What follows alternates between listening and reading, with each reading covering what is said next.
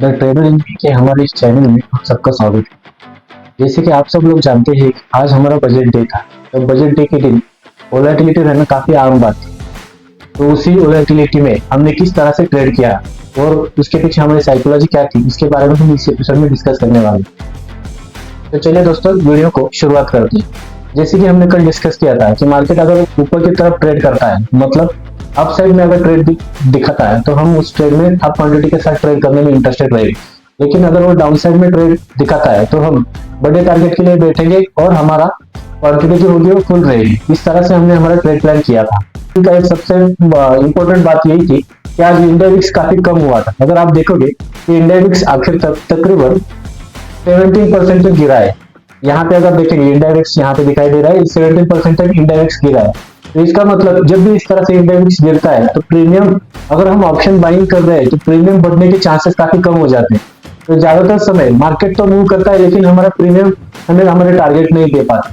तो कुछ उसी कहोगे तो आज बजट था, तो बजट की वजह से हमने आज थोड़ी सी ओवर ट्रेडिंग की थी। बजट डे और बजट डे के दिन मार्केट मूव करता है तो काफी बड़ा प्रॉफिट हो सकता है। तो उसी अपॉर्चुनिटी का फायदा उठाने के लिए हमने आज थोड़े से ज्यादा ट्रेड की। ये हमारी ऑल पोजीशंस की ट्रेडिंग की लिस्ट है।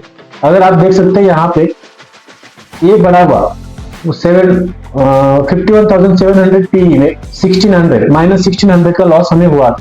तो ये हमारे लिए दिन का सबसे पहला और बहुत बड़ा लॉस था। इसकी वजह से क्या हुआ था, हमारा जो पूरा जो हमारा एमटीएम था वो काफी नेगेटिव में चला गया था।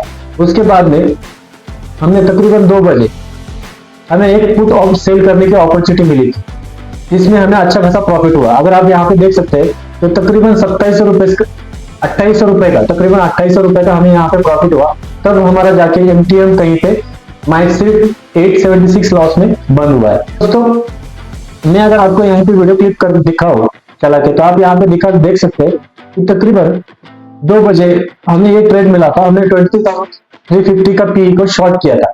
सिर्फ 1 क्वांटिटी शॉर्ट की थी, लेकिन उसके लिए हमें 240 quantity out of the money 22,900 P जो 1 रुपीज पर 1.45 रुपए चल रहा था, उसको हमें शॉर्ट बाय करना पड़ा था हेज करने के लिए। तो जब हमने इसको हेज करके एट द मनी प्रीमियम जब हमने सेल किया, तो हमें स्टार्टिंग में काफी नुकसान दिखा रहा था और हमारा ओवरऑल जो पीएनएल है वो आपको यहाँ पे दिखाई दे सकता है।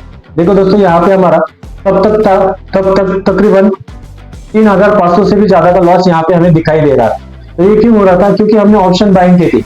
एज ऑप्शन सेलर हमें रिस्क हमेशा कम रहे थे, लेकिन ऑप्शन बाइंग विदाउट मोमेंटम, अगर इंडेक्स लो हो रहा है तो ये काफी प्रॉब्लमेटिक हो सकता है। कमेंट बॉक्स में आप भी जरूर बता देना कि किस किस को आज के दिन परेशानी हुई थी और किस किस ने अच्छे से प्रॉफिट किया था।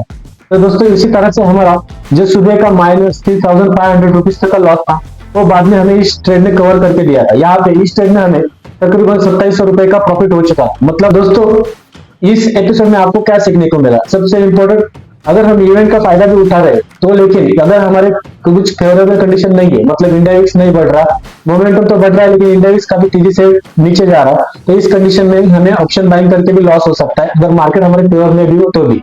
सेकेंड बात, ओवर ट्रेडिंग से हमारा जो नुकसान था वो बढ़ गया था, लेकिन हमने हमारी क्वांटिटी कभी डबल नहीं की। हम सिर्फ एक ही लॉट से काम कर रहे थे, क्योंकि हमारी जो अभी जो मार्जिन हमारे पास अवेलेबल है वो सिर्फ 26,000 के आसपास ही। इसका मतलब अगर हम ज्यादा लॉट से आज ट्रेड करते तो हमें काफी बड़ा नुकसान भी होने की संभावना थी। तो इसकी वजह से हमने सिर्फ 1 ही लॉट से ट्रेड किया था। ये काफी इंपॉर्टेंट है कि अपने ट्रेड क्वांटिटी को सेम रखना। और रही बात हमारी ट्रेड सिस्टम की, तो ट्रेड सिस्टम हमें पिछले कुछ दिनों से ब्रोकरेज अलाउ नहीं कर रहे ऑप्शन सेल करने के लिए। तो इसकी वजह से कम मार्जिन होने की वजह से हम ऑप्शन सेल नहीं कर पा रहे थे, जो आखिरकार एंड में हमें 2 बजे हमें एंट्री करने को मिली थी ऑप्शन सेलिंग में, जिसकी वजह से हमें प्रॉफिट हुआ था। वरना हमारा प्रॉफिट जो था या फिर जो हमारा लॉस था वो काफी कम हो सकता था पहले से। तो ये काफी इंपॉर्टेंट बात है दोस्तों ट्रेडिंग में। तो अपनी क्वांटिटी को कभी भी चेंज नहीं करना। हो सके तो अपने ऑप्शन जी स्ट्रेटेजी है, ऑप्शन सेलिंग की या फिर ऑप्शन बाइंग की, जो कोई भी आपकी फिक्स स्ट्रेटेजी, वो फिक्स स्ट्रेटेजी के साथ ही हमेशा काम करना, जिसकी वजह से उसकी प्रोबेबिलिटी को हमारे फेवर में काम करने के लिए चांस मिलता है। तो दोस्तों इसी तरह से हर इंपॉर्टेंट बात सीखने के लिए हमारे इस चैनल को लाइक और सब्सक्राइब कर देना। और दोस्तों ये हमारी जर्नी है, यहाँ से हम कम कैपिटल से बड़े कैपिटल की तरफ बढ़ने में आगे कुछ कर रहे हैं। तो ये अगर आपको इस तरह की कुछ वीडियो इन्फॉर्मेटिव जो आपकी ट्रेडिंग करने में फायदेमंद हो सके वो चाहिए, तो जरूर हमारे नोटिफिकेशन बेल को भी ऑन रख देना।